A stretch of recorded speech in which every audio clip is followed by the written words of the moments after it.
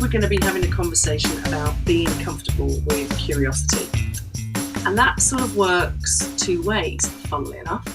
So it is about us remaining curious, also our willingness to have other people in the team, the gang, whatever it is that we're up to, being curious and asking us questions, which might make for a nice segue because, Brid, you were talking about how we stultify or limit questions. Yeah, when I was looking at just some background for the last episode on communication, I came across an article called The Power of Talk, Who Gets Heard and Why by Deborah Tannen. And there were a number of really interesting things in there, that some of which we've already talked about. But one of them was about questions and why sometimes asking questions can cause you to be downplayed or judged as if it means that you don't understand or you don't know. And there was an example given in the article about a doctor who was, during her training, she received a negative evaluation. She thought it was unfair. When she pushed back and asked her supervising physician for an explanation, good for her, the pushback, he said she knew less than her peers. And she was surprised and sort of said, well, how did you reach that conclusion? And his answer was, well, you ask more questions. Oh my days. It just puts me in mind when I think about questions now. I've just wandered in from outside watching my little grandson swooshing about in the pool. And he's not quite two, is saying some stuff and hasn't quite yet got into that whole why question. But I've been there with my nieces who are inquisitive. They're curious. Little people, children are curious. They ask questions all of the time. And, you know, as a parent, a grandparent, an aunt, or indeed a leader, the welcoming of questions is really important. That level of curiosity, I think, is really important. And not just giving the because I said so. But the other thing that I've been listening to recently is one of the TED Talks where Sir Ken Robinson talks about, do schools kill creativity, which also talks about curiosity as well. And he says, progressively, we educate from the waist up, predominantly from the head. And I think that pulling out of the questions and stopping curiosity is happening a lot, but we ought to get back to how children do it, how they play, how they learn. You know, what would that be like? Bringing that into the adult world. And I think I asked you the question earlier on, when was the last time that you were a real learner? Yeah, it's fun to have a think about. And then, of course, it raises all kinds of nervousness in me when I think, oh, how does it feel when I don't know things? I've always prided myself on, my husband says I don't need Google because I've got my wife. Although, to be fair, I Google most of the stuff just because he is like many men. I mean, that stereotype of men not wanting to ask direction, because there is a cultural norm that there's a weakness in asking questions. Hence why this woman, this female doctor, was judged by a male doctor for asking questions, because culturally or societally, men have been conditioned to understand that there's a weakness there. And the way I've been brought up, again, in quite a patriarchal, or fitting into patriarchal cultures, I guess I've absorbed some of that. But when I thought about, when did I last just not know anything at all? And I think I'd said to you, probably when I learned to drive, which is a long time ago.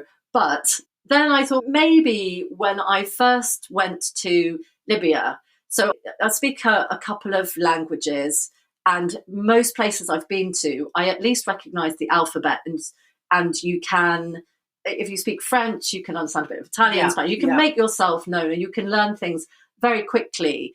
But going to the first time I visited an Arab country, the alphabet is completely different. It's unrecognisable.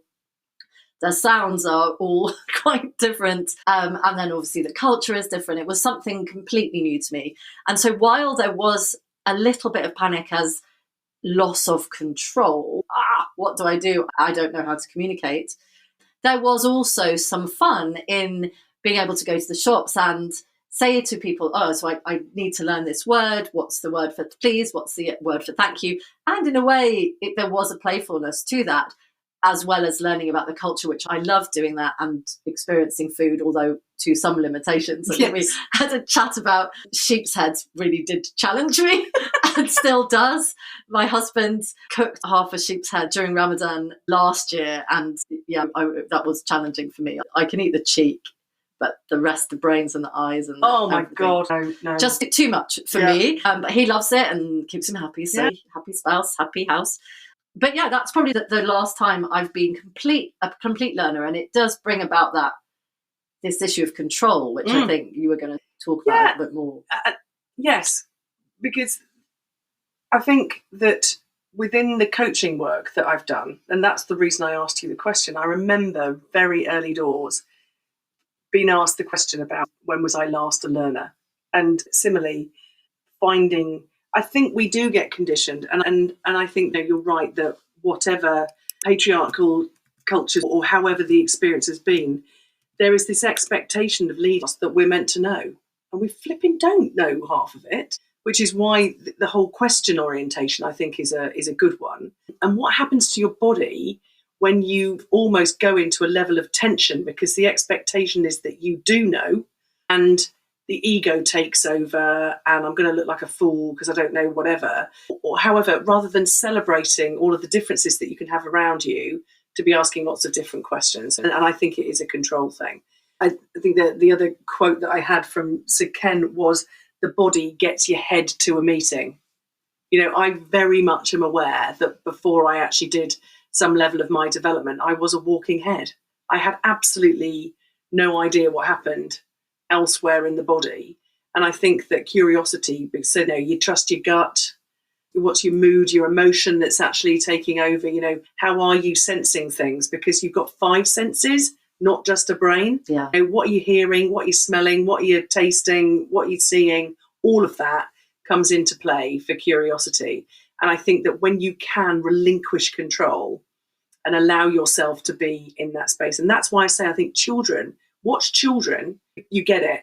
If it means getting into a sandpit or water play or colouring in, actually getting back to being in that playful mode just opens up all sorts of other things. I think the other thing I said to you is that you're a long time at work. Yeah. I want to be able to laugh. I want to be mischievous. I want to be a bit disruptive. I'm surprised I haven't lost more of my jobs as a result of all of that. But one of my best bosses ever said, I've brought you in here to be disruptive. Go and ask the questions. Why this? Why that? When that? What that? How that? Whatever it might be. And I wasn't destructive. I was conscious in terms of how I was going about it. But to have permission to go in and be curious, that's what I'd ask for all leaders, because you will learn so much more and you don't have to have all of the answers. I think one of the things that maybe the military taught me, well, and I don't know that every young officer learnt it, but certainly it was drummed into me when I took over my first troop, that my troop was full of really highly qualified, very experienced soldiers who we had a choice. Either I worked with them in order for them to make me look good, or they worked against me and made damn sure that I looked like an idiot, that they all thought I was anyway. And I think that the recognition that the people that worked in my team knew far, far more than I did and ever will about telecommunications. And I'm sure I will hear some of my old signalmen snorting with laughter at the concept that I knew anything at all about telecoms. But it was a real lesson in humility. You go there, and yes, you are the leader, but sweet fuck all about the topic, and you rely on the enthusiasm, the professionalism, the experience of the people who work with you. You're there to gather and to focus all of that, but you're not there to know everything. Quite frankly, I've never ever assumed that I know anything. I will always go into a new role and say, you all here are the people who know everything. I'm just here to be the top cover for you, start to give some direction. So I think really, that was a really important lesson. I know it's a lesson I'm really glad I had at a very, very young age, that I've never, ever gone into a situation thinking that I am the person who knows it all. Your articulation of it, I think, is probably really close to what I would have said as well. I was useless, absolutely useless as a troop commander. In terms of knowing anything, I really nearly did get thrown out because I was so crap at the signals bit. But there was that lesson to learn about not reliant, is that the right word? Or working with. I don't like people talking about working for me. Yeah. I've always been a leader that talks about working with. And I think that the lesson for me about the military as well was to surround yourself with people who know more than you and to be really comfortable with that. Yeah. I have observed and watched a lot of managers and leaders who are totally threatened by people who know more about them in a particular topic. And that's the ego taking over. It really is. Whereas I've got all of these brilliant people around me. We are all going to look bloody good. That's it. And not, I'm going to take all of their knowledge and make myself look good. That is not a good leader. I've been in that situation as well with people, my bosses behaving like that a long time ago with that. But that welcoming and celebrating everything that people can bring, I think is really, it keeps the curiosity alive. I think the military generally is a really good place to learn humility as an officer, for the most part. Because my troop realised that I wasn't there to pretend that I knew everything, albeit I can still hear voices of certain tech corporals go, you'd have to try really hard to pretend that you knew anything. But even just things like, I remember taking a whole load of vehicles and we were driving through Germany to go and set up somewhere. And everybody mocked me for, officer and a map and a compass is a really dangerous thing. And I proved that day that that was absolutely the case. Drove a whole load of 4-ton vehicles through a bridge that was too small for the vehicle, but it was a tiny village. And so we blocked, because we had maybe 20 vehicles, blocked the whole village and had to reverse a whole convoy back before I could get the one vehicle that was stuck in the bridge. And I just went into a mad panic. And again, because the troop looked after me as well as I looked after them, someone came up, told me what to do, let the tyres out, it goes down, then we reverse it on slightly reduced tyres, and then, ma'am, you buy everybody a beer. A lot of beer, and you will be mocked mercilessly for the whole of your career. Yeah. But that's the deal. Okay, I was willing to pay the price. And it was often daily lessons in humility. Yeah, I'm with Scotch Corner on the way up to Scotland. So another whole story about convoy drills. But I think the curiosity or the willingness to learn new stuff in order to build greater connections with people. I also learned in the army, I don't think I've told you this story, but we were talking about football, which I clearly knew very little about. And no, in fact, we weren't even talking about football. Somebody was talking about Pele. Footballer. Yes, I know that. I thought that he was a motor. He was a racing. Even I know he's a footballer. A racing car driver. So I made this mistake. And then I asked what his first name was. And somebody told me that his first name was Brian. So I went around talking about Brian Pele for however long until I realised I was making myself look like an absolute moron. So I thought, that is it. So I spent every Monday with all of the sports pages out at breakfast. Oh, bless you. Learning about football so I could go and talk about the teams that people supported, or so-and-so had a bad game, and which actually created a massively new interest for me in spectating more sport. I've now veered more towards rugby, but again, things that I wouldn't normally have talked about, but I think the curiosity building connection, which takes you into another form of conversation, I think is really cool.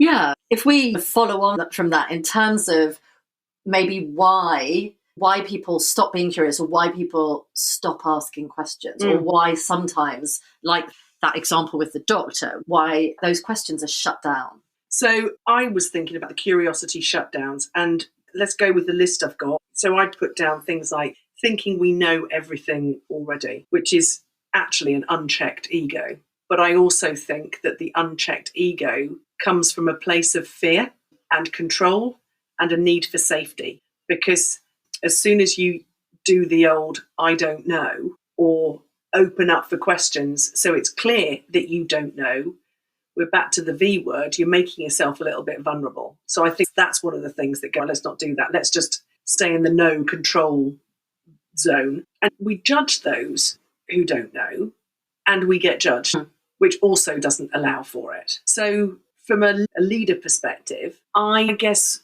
my best experiences are when I've found ways of creating safe space. So it is okay to actually be in the don't know camp, which I think I've brought through laughter, irreverence, probably a big ton of inappropriateness, but it's safe so that we can actually do it there, and the playfulness piece. So that's where you're generating all of the great ideas and everything else besides, and being humble and the celebrating of lots of different voices. And one of the things that we were talking about within that conversation was, I know I am crap at detail. I am crap at detail and I am crap at finishing. And I have had to learn the hard way of making sure that the creation of best teams, the best teams I've had is when I have made sure that I have got those people that are not like me in that team. So that whilst can be in a mode where I go, Jesus, you're really slowing me down with all of the detail, in actual fact, they make for a much better story and a much better completion of a project or whatever it is that we're actually doing. I think you and I are very similar in that respect. I know I'm very much a person who rushes into things and wants to get things done, and I can see the end and I've got all these ideas and I get very excited and I get over enthusiastic to the extent that, and in some leadership roles, I've realised that I have then quashed any other ideas that ultimately would have stopped me making some massive mistakes. Yes. And so I do think that this idea of diversity, and again, it's one of the reasons why diversity is so important. And whether it's neurodiversity, whether it's diversity of traits, diversity of characteristics, diversity of experience, of age, of technological awareness, all of those things, cultural diversity, language diversity, all are so important for the ability to evolve, the ability to make change, the ability to create new ideas or to embrace new ideas, to problem solve. All of those things, the moment you crush this curiosity, do not allow a safe space to ask questions, to play, to try and fail. If you don't have those, then what you're doing is removing any potential to improve, to get better, to find solutions, to anticipate. And actually language, and that's something I've always been really interested in. And having worked for the last nearly 10 years with people from many different countries who speak different languages, for whom English is not a first language, always been fascinated by research that suggests that people who speak different languages actually create or think in different ways. And the example that I love to share with people is, in French, they don't say, I miss you. They say, you're missing from me. Ah. And so it turns the whole idea outside. But that's how the French language, and so French people will think in that way. There are some examples from the Arabic language, but I don't speak enough Arabic to understand. But it's been interesting talking to my husband as he learns English and as we speak French with each other, to hear some of the phrases and how they translate, but the mindset that goes with it is fascinating, which is why, again, if you then have people who speak different languages in your team, they will bring a different perspective. You're missing from me rather than I miss you.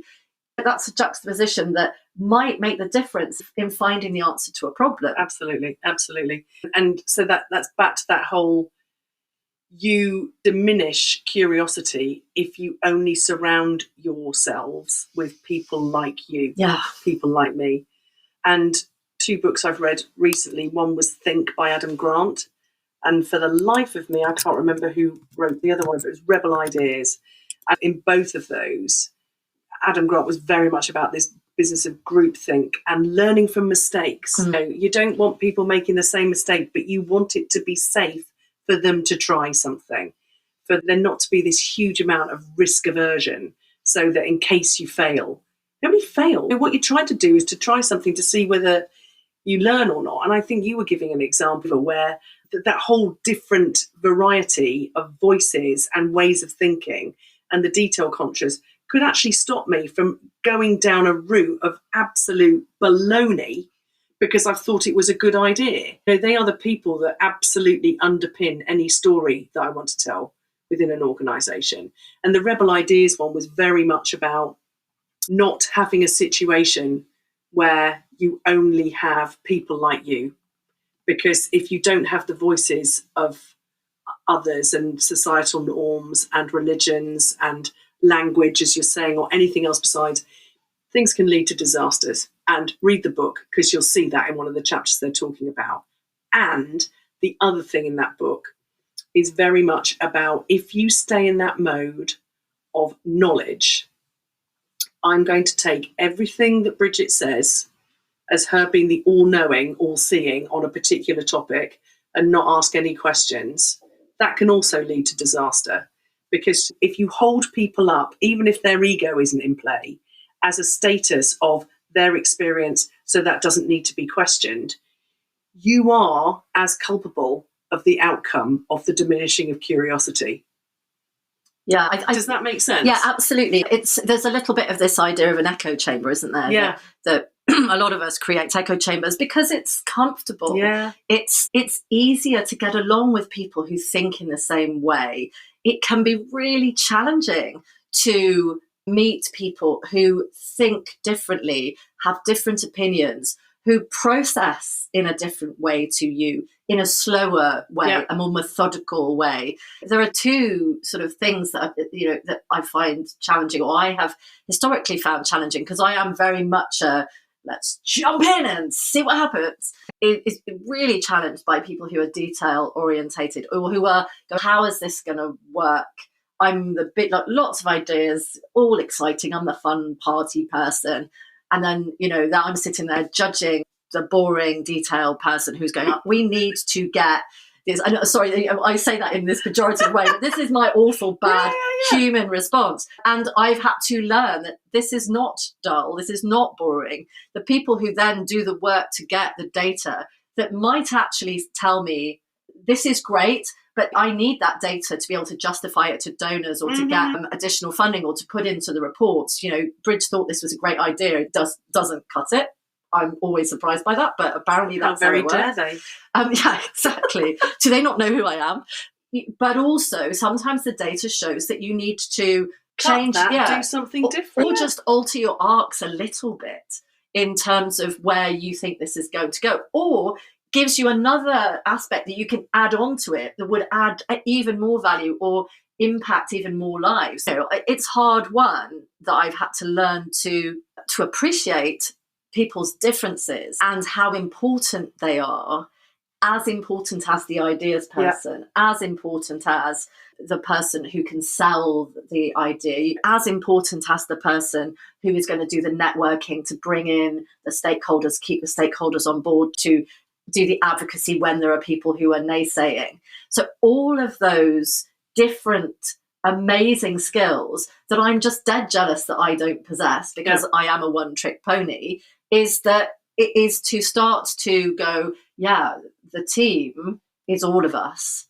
And it's a collective. It is a collective. And I think that as a leader, you read a lot, don't you, these days, about a level of self-awareness. But because you've got to know and really be aware and be willing to fess up to the bits that are not the strongest pieces of your toolkit. And then find people who are. Find people that they are, not be fucked off by them, or, oh, for God's sake, let's just get on, because that's what ends up in the disaster bit. Self-awareness, followed by an absolute celebration and respect of what other people bring to a party, makes for a bloody good team and makes for a bloody good leader. I wanted to go back to something you talked about in terms of failure and safe spaces. Some of the organizations that I've worked with have really had this culture of shaming failure. I had always tried to diminish the blame culture. There needs to be a discussion about it. Why things went wrong, what needs to change, what needs to be done better, what will you keep, what will you get rid of, start continuing or whatever it might be. You can't learn, otherwise you can't change, you can't learn from your mistakes. But often those lessons learned exercises turn into a blame game, and it just turns into people become very defensive because they expect it, and it's really difficult to move away from that once that sort of culture is created. But again, it prevents movement forward, it prevents evolution. And these safe spaces to say, let's just try it. Yeah. Let's just, if somebody's got an idea, rather than go, that's a stupid idea, you're an idiot, and then no one ever wants to speak up again, is to say to people, okay, well, we've got some time, or we've got this space. Let's give it a go, and we'll treat it as if it works, awesome. If it doesn't, we know that's not the way we're going to go. Yeah. And so it still is a step towards the solution, because you've written out, you've crossed off one of the options and know that that one's not going to work. But people are so threatened by that. They want to have someone to blame. Someone has to be to blame. I also think that it's the need for certainty. If you think about what society's like about certainty, the only thing that's certain is change. And there's nothing that's permanent either with regards to that. But you're right, this blame culture that goes on. Again, if you think about where our learning first started from, in the military, there was a post-exercise report. That wasn't a blame game. That was what went well, what went less well, what we're going to do next time, X, Y, and Z. I never felt like the blame game. It was such a shocker for me when I actually then started working in corporate cultures. Because one, there was absolutely sod all evaluation of anything. And as a result, everyone went around blaming. It was somebody else's responsibility. It was like the other enditis that I put up with the signals. Never my fault. It was always the other end. Yeah. It was that sort of like element that went on. It's either the techs or the operators or the lineys. It's the lineys' Absolutely. fault. Always the lineys' fault. I hope as a leader that with that whole blame culture piece, I'm not playing that game. Let's just all take a look at who's responsible for what. I've also been in positions where I've had to go into governance structures, councils and committees and boards and everything. And they said, on what basis are you deciding to do such and such? This is when I was playing disruptor. And I said, I've got no evidence whatsoever, but I can safely say the evidence I have got is that the thing that you're doing right now isn't working at all. So let's try something new. So why don't you just let me, I promise you, and I said, I know that you don't know me very well, but I assure you, I'm not going to sort of like flog it if it's not working. But you haven't got anything else to try right now. So what have you got to lose? Ballsy. How did that go down? I got away with it. If you are going to lead like that, you've also then got to have the courage to go back in and go, it didn't work. Yeah. So I'm stopping and I'm going to try this instead. So you do have to be careful, because of course then it was a case of, see, I told you it didn't work. No, you bloody didn't tell me it was going to work, because you had no idea. I didn't quite say that to anybody. The second time around, it gets a little bit diluted because the first time hasn't. So they've got to go on the journey with you. Yeah. And you also have to have the space and the culture above you to do that. And I think that, again, there are many organisations that just don't have the resources. Also, there is an element of courage there, isn't there? There's an element of brave leadership or courageous leadership in terms of saying, we don't know the answer to this, so we're going to try something. Yeah, Brené Brown's Dare to Lead. Exactly. And I don't think I've ever worked in an organisation that's been sufficiently brave to turn around and say, yeah, okay, go and play until you come up with the answer. But people can be really quite triggered by that approach. I remember we evacuated from a country. We were trying to work out how we could still deliver some value, helping save lives in remote ways or other ways than we had previously worked, because we couldn't work in that way anymore. And I persuaded my boss, who was always very tolerant of some of my more random ideas, that we should have some brainstorming and we should just come up with maybe some new ideas, possibly. And we set it all up. Just put down random ideas. It can be doing stuff from space. The whole purpose of it was an exercise to get people's brains working, rather than that I was actually contemplating setting up some satellite. But there were a couple of people who had always been the experts in the way that we had done it before, who were horribly threatened by this idea that we might come up with a different way of working that they were not familiar with and would no longer have the status of expert. That was how I interpreted it in hindsight, because they were very disruptive to anything. Anytime anyone said anything in their group, they go, that's a stupid idea. No, that's not how we're talking about this today. Now we're just allowing everybody to have ideas. But some people really are threatened by it. And again, I think it comes back to that idea that this fear, this control, and this ego, that if you let go of those three things, that they absolutely are the antithesis of playful, right? And the spaciousness of getting rid of fear, ego, what was the on control, all that space. People are like, oh my God, I have no idea where I am in this space. Yeah. And even that's uncomfortable. Sometimes, because I also found that being able to say, I don't know, as a leader, we're all going to find the solution. We're all going to work together on this. And it's freeing, because it does take away all the pressure of having to be this be all, know all, this mythical person. Because actually, as we've said, it doesn't exist. We're all human. We all have blind spots. We all have gaps in our knowledge. Nobody can know everything about everything. No. So I think that you were asking me earlier, and I like the idea of fate, like the four things that are the blockers to curiosity. You know, from a leader perspective, just keep these in mind: fear, assumptions, technology, and environment. Oh, yes. We had a little chat. And so we've talked a lot about the fear. So that level of discomfort, the ego taking over, the false bravado. I think I, for one, have been there some of the time with that. The assumptions, and I think that plays to the story that you've just told about we've always done it like that. Oh my God, there is nothing that triggers me more within an organisation when I hear that. So sorry to anyone who's actually said that to me before, but you know what the answer to that is, because that's when I can get, here we go again, petulant to say, well, in which case we're definitely going to change it then, whether we need to. So I have to watch out for that in myself. The technology, and I think that you just said hubby uses you as, I don't need Google because I've got my wife, but technology makes it too easy to access answers, which diminishes the curiosity of finding things out for self, or the trial and error bit that we've talked about. And then the environment is very much, again, about what we're saying around societal norms, being conditioned not to ask questions, all of those sort of like elements. So I quite like the idea for leaders to just be mindful of fate, she says, in the juxtaposition. But those are the things to look out for and check yourself out for, because that's what will diminish your curiosity. Well, this idea about environment particularly, and that just made me think about this bubble that we create and having all the same people. And one of the things that really annoys me when I talk to organisations about why do you not have more diversity? You know, why am I still seeing exactly the same like little photo fit people in this organisation? And it is, we tried recruiting, but we couldn't find anyone who's a culture fit. And we're recruiting to fit into the culture.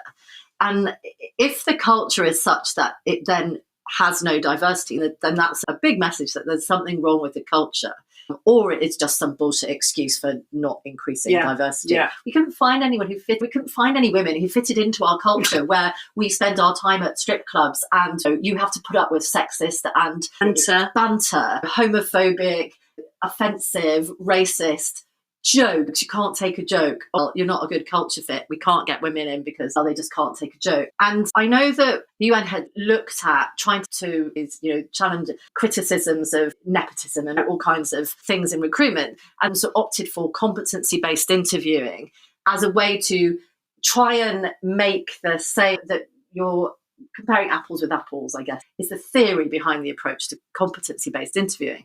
But I know from conversations I've had with you before that you are not a fan, and I think I concur, but I'm going to let you have a chat about I'm going to be really careful not to get onto a massive soapbox about this. And this is my own opinion, people. So, I'm not going to make any apology for it, but competency-based interviewing makes me want to vomit. Okay. Say what you think, Bobby.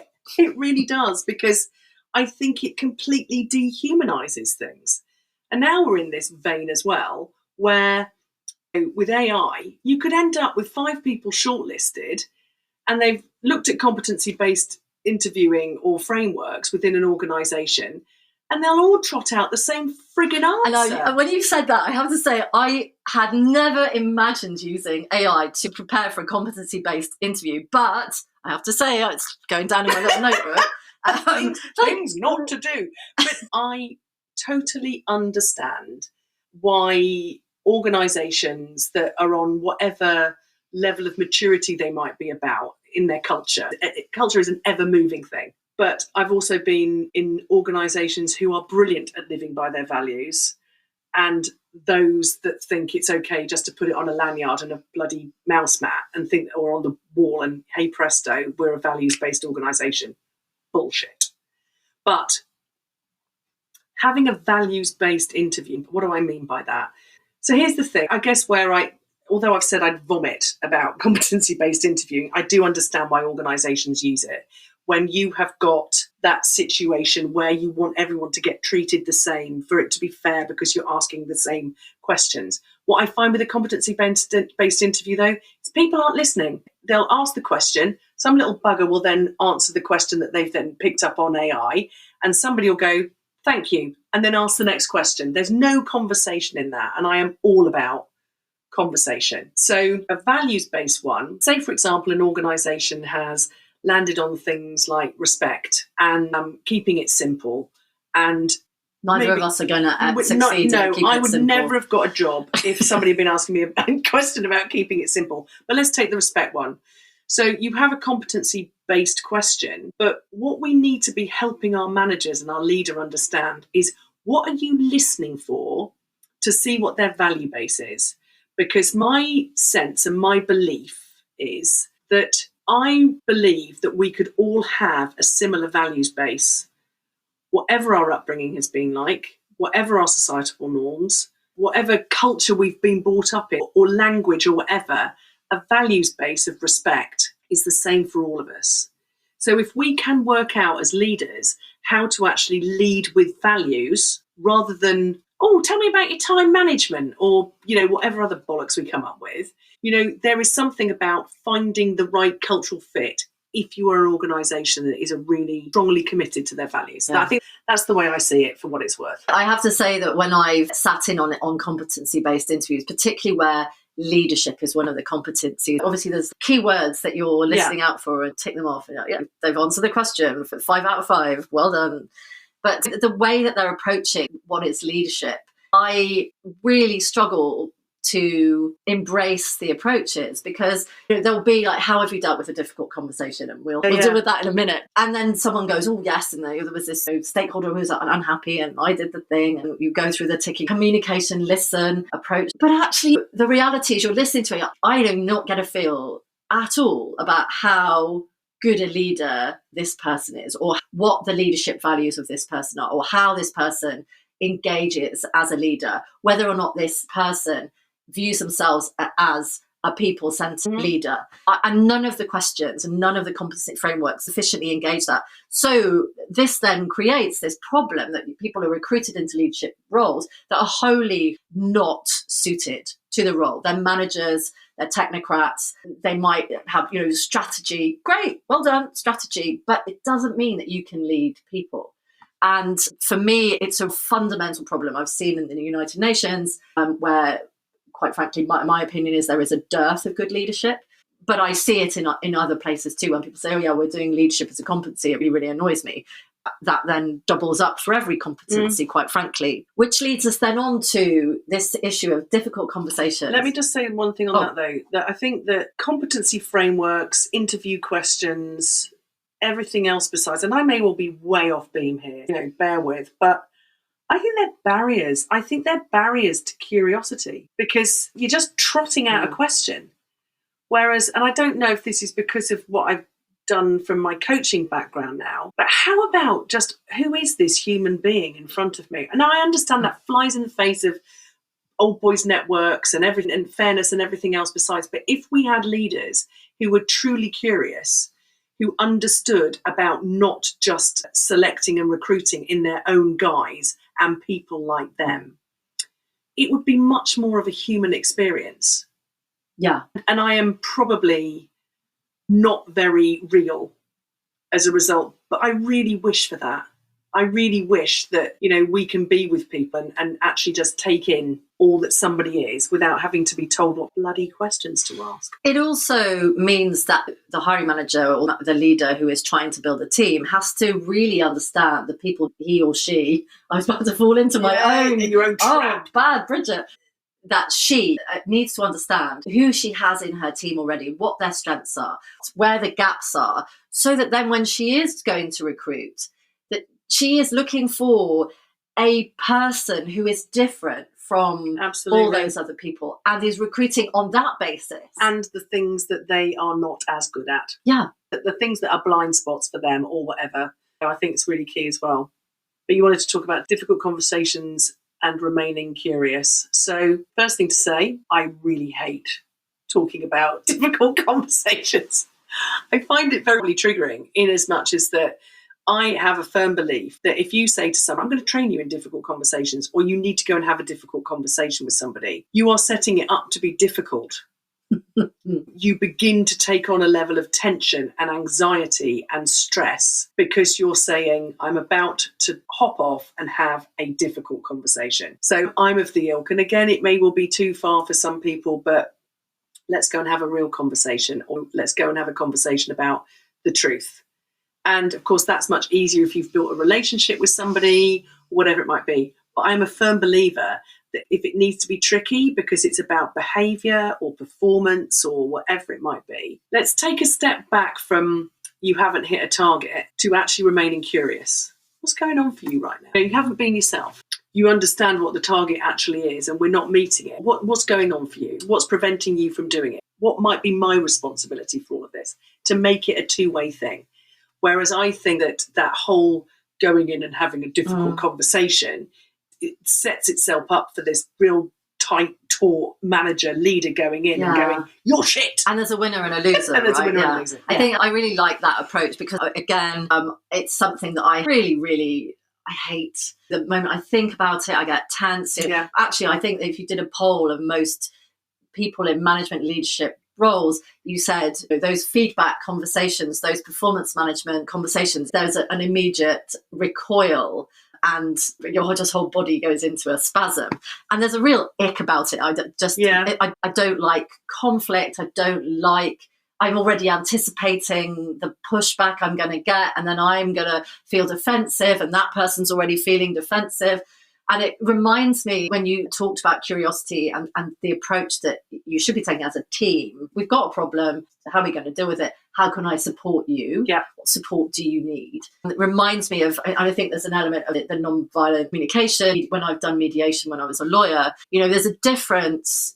I think it goes back to not being able to ask for what you want or express what you need.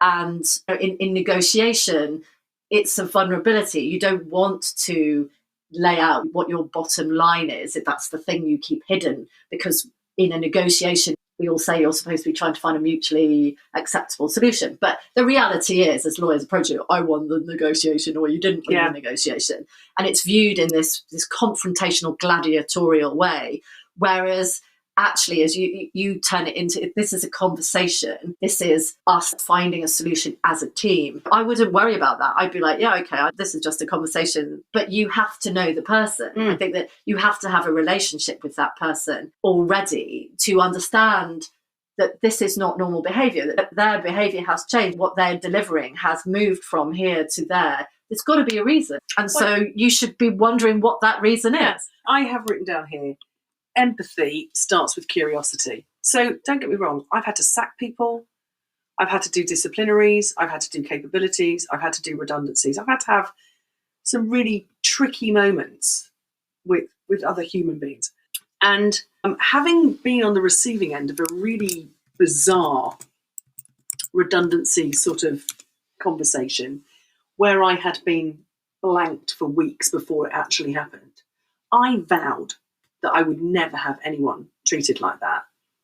Because even when somebody has done something bad, whatever it might be, that they still need to be treated as a human being. Yeah. And so often in HR, they go, I'll script this. I'm like, it's not a script. We're not doing a play. But you've got to be able to work with the conversation that's going on in front of you, and then not getting completely tongue-tied when the conversation goes off track. It doesn't seem to be on script anymore. And I do really appreciate that for managers who are learning and leaders who are learning, that's really hardcore. Yeah. And they don't often get too much experience of it. So I'm talking about from having done it 300 times now, because I'm so long in the tooth. But you have to be comfortable with that level of discomfort. Yeah. And that's when curiosity comes in.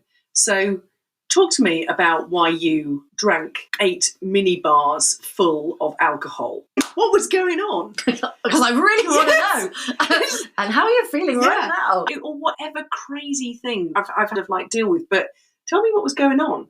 And if you were in my position, what would you be saying? Yeah. You know, that level of where the responsibility is. So it doesn't need to be confrontational, because you probably are about to sack this person, but they still need to be treated kindly. With respect. I think that's the real issue. And one of the points you make, though, is it's really bang on. Most people don't get to practice this very often. Exactly. And while I'm not suggesting that you should be practicing firing people, actually communicating what you want and being curious in conversations in all walks of life. So at home, with your family, with your friends, when you're establishing boundaries, because that conversation can be viewed as what I would have described as difficult. I'm not going to use that word anymore, but it is a conversation that generally you feel uncomfortable about. Getting comfortable with discomfort. Yeah. And so you can actually practice learning to be curious and honest and expressing what your need is. Yeah. And then empathizing with what the other person's need is. And as I said, if you are going to have to do something extreme like fire someone, then they still need to be able to walk out of that room with dignity and walk out of the organization with dignity. I think that the worst, as you said, you've experienced it yourself, the worst thing that you can do is, if someone is going to be made redundant or someone is going to be fired, is that you take away their dignity as well. Absolutely. You kick someone when they're down. That's not acceptable. I think you're right. That level of repetition of practicing something, I might have got the stats wrong here. I know the second stat is absolutely right. First one might be a bit iffy. But to know something, you have to have practiced it 300 times. Thank God that I've not had to do a disciplinary or redundancy or whatever 300 times. I've done enough, but not that many.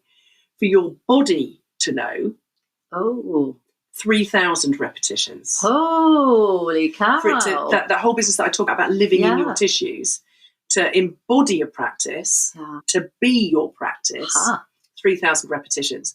So you are absolutely right.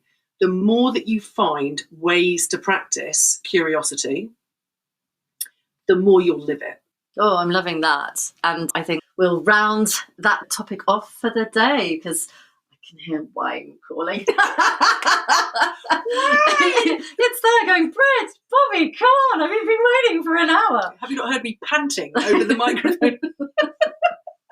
So, really super topic. Thanks, Bobby. That's really also really helpful, particularly for me, because this issue, not necessarily being curious, but this issue of sort of confrontation, and changing the narrative to it being something that I'm quite good at, which is being curious, is a game changer, really. And I'm going to try and now look at it in that way, the narrative of when I am trying to express myself or to understand something else that's not quite going right with another person, to view it as me being curious and empathetic and interested. And curious about what's going on internally. Listen to that sense. That's when I say the curiosity is what's out there and also what's within, so that you can actually harness whatever's going on. Well, the wine's practically screaming at us now, so that's all for this episode. We hope you've enjoyed it, and we look forward to seeing you next time. Bye.